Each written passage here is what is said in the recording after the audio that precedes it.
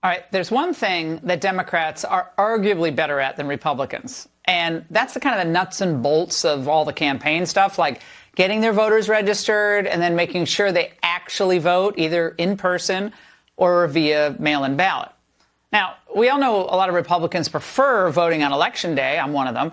But political operatives have been warning party officials for years that they either step up their early voting efforts or prepare to keep losing.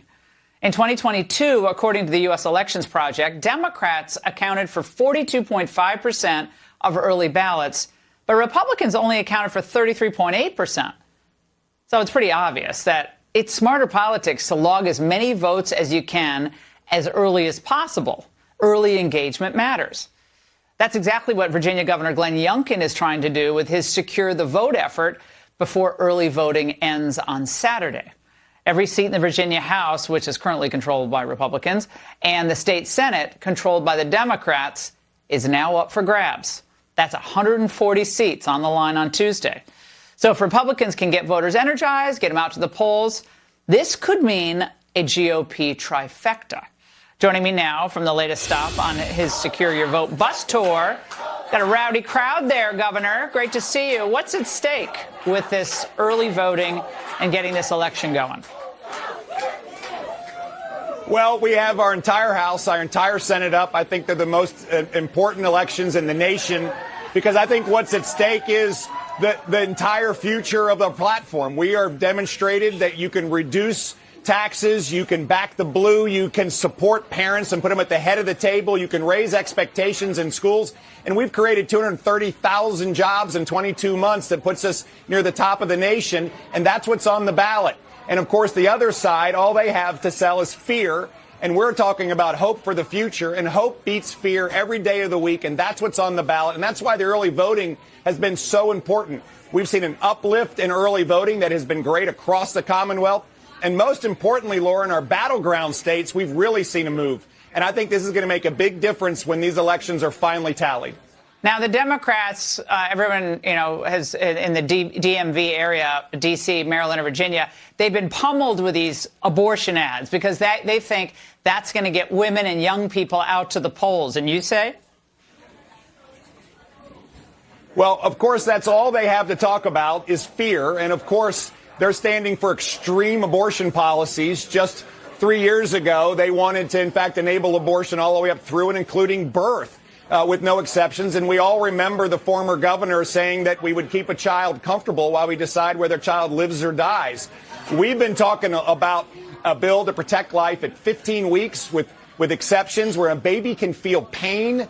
And I believe that this is going to be a decision between no limits and reasonable limits, and it's one that I think we will win. Nearly 70% of Virginians support our position, and that enables us to then start talking to voters about these most important issues around jobs and schools and parents and crime and building a much better behavioral health system and delivering for Virginians. And as I said earlier, the other side has no agenda whatsoever other than to sell fear. And we're the party of hope in the future, and they're the party of fear.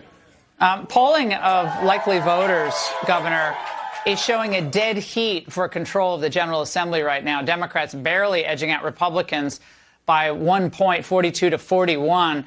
Why is it so close, given how bad inflation still is, the illegal immigrant situation in Northern Virginia? I mean, even my Democrat friends are like, this is out of control. Obviously, that's a federal issue, but still, it's tagged to the Democrats. And just the general sense of pessimism about schools and where Democrats lead kids off the cliff as far as these social issues go. Well, remember where we're coming from, Lord. 24 months ago, Virginia was completely controlled by Democrats.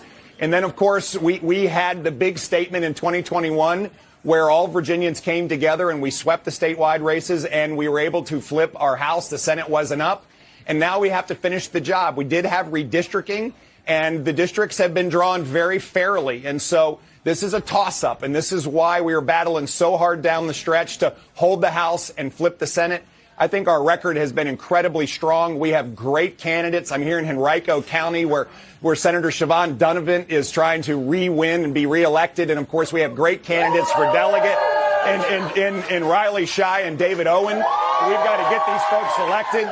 And when we do this, we hold our House and flip our Senate. But that is what's on the ballot, and this is so close down the stretch. That's why I've been encouraging Republicans, get off the sideline, go make a plan to vote early. We have early voting all the way through Saturday of this week. And then, of course, the final election is on Tuesday.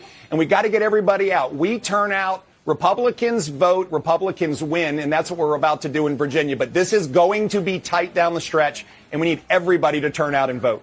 Well, I hope this is a message to Republicans nationwide. Everyone's going to be watching what happens in the results on Tuesday on this off-year election, Governor. But nationally, Republicans have got to get on board, get voting early, and bank those votes because, man, we know the Democrats do it. Governor, we'll be watching this. Thank you so much.